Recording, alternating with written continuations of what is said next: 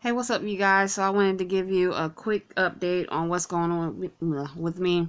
So I've been doing weekly since I wouldn't say since I was on the depot, but I've just been doing it weekly. And so this is probably my 50th update. Um, as far as me being pregnant, no, I'm not pregnant.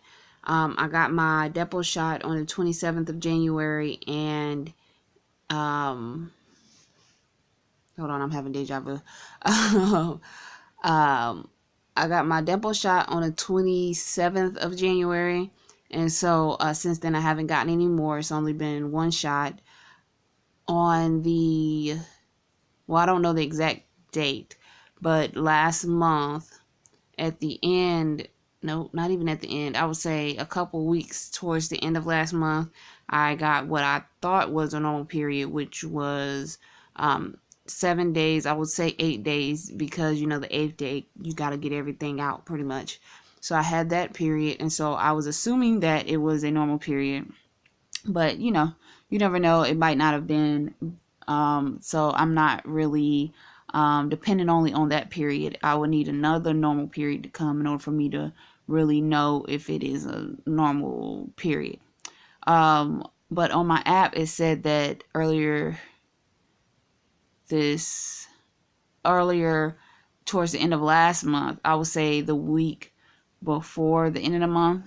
I don't know. I'm just trying to do it off the top of my head, and it's really not working. But I just know that my app said that before this week, I was supposed to be ovulating. And the thing about it was, when that week had happened, I was actually dry, which means that I don't actually think I was ovulating at that time, which means that I probably don't have a 28-day cycle, or that I might not be coming on another period, or that I might not be ovulating again, which I think I probably am, because around, I'm not gonna say around the same time, but I do get twinges, and I was ovulating when I got the two cysts. That's what I was gonna say.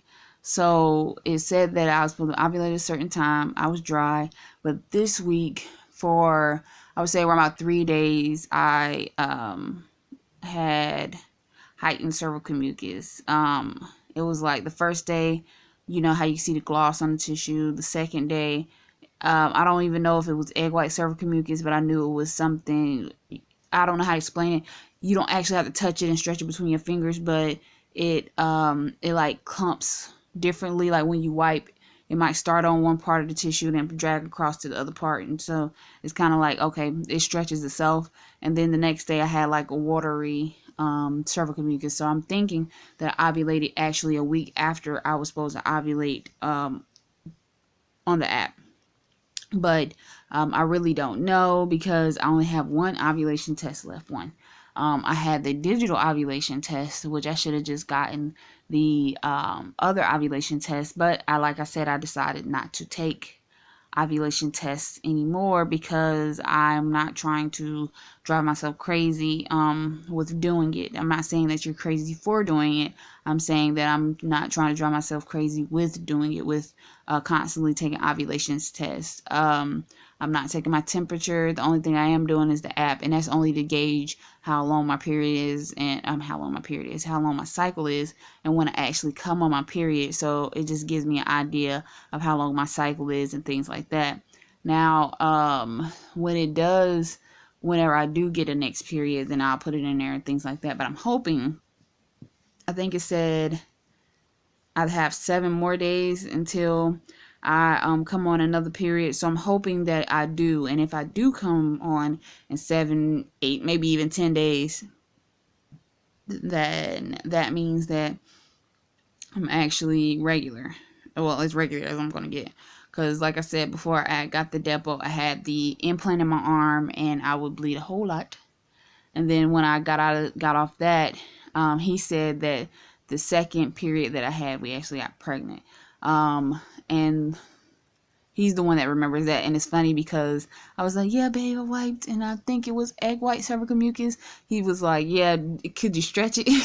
I was like, dang, I tell you a lot of stuff. Because the fact that you even knew that you guys should be able to stretch it in order for it to be real egg white cervical mucus, it was just funny to me, because, it's good that we're on the same wavelength with this. I am terrified to have another baby because, when you're emotionally invested so much into a child and then they don't make it, it hurts, but it doesn't make you love them any less. I'm afraid to lose another child, even though we're going to continuously try until we have one. It's just life do some things to you, and you just got to deal with it. To be honest, you just got to deal with it. So I thank y'all for watching, and keep me updated on what's going on with you guys. Thank you for the new people that's been watching, because of the fact that when you tell me, okay, well, I'm going through the same thing that you're going through, it's like, okay, I'm not the only one out there. And that's kind of how it was with losing our daughter. Knowing that there were other people out there dealing with that made you feel like you wasn't singled out. I'm not wishing it on anybody at all. Like, I was telling him that I get nervous when I see other women that's pregnant, because I look at them and I'm like, I hope your baby makes it. Like, that's like very heartbreaking to say, but it's the truth. It's nature. To be honest, we can't do nothing about it. Some cases you can, but if it's gonna happen, it's gonna happen, and that's how I feel. Like, I hope your child makes it here, and if not, I'm here for you. That's the only thing I can do. But I appreciate y'all watching, and thank y'all for listening to my rambling. Keep me updated. Peace and baby dust.